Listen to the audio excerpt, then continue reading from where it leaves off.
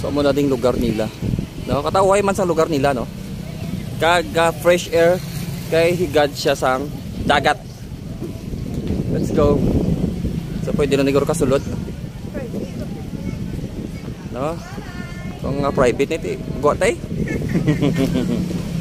But anyway, happy fiesta sa mga tanan nga mga taga Viejo. Ah, okay.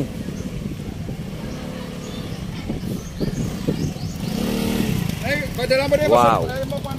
So igad siya bye-bye. Igad siya bye-bye. Kanami di kay kahangin. Na oh, pwede dito ka paligo. Wow. Wow. Alright. So amo na tigali oh. Ang deres, ang nakita nyo diri sa punta na oh. No, may mga bangka. Kaya kung nakita nyo to, ang sapiyak nga isla mo na siya ang lakawon. No?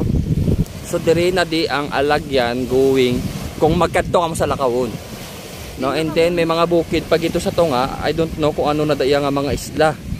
But ang ara sa tunga oh, I think amo na siya ang lakawon. No, kag kung masakay ka, kadto ka di, dira ka masakay bangka para makatabo ka dito. Amazing. And then may racing bangka diri, boat.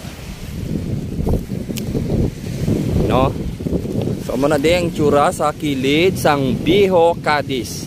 Kag kadamo dito sa mga pambot. No, I think diri kada aga isda fresh kinadi. Damo kinadi ang mga isda diri nga area. So konta-konta kun diin subong ang aton nga amigo nga si Alin. Si Alin Yob. Nami kadto dito para makita tato sa punta oh. So makita talagyan, okay? Let's go.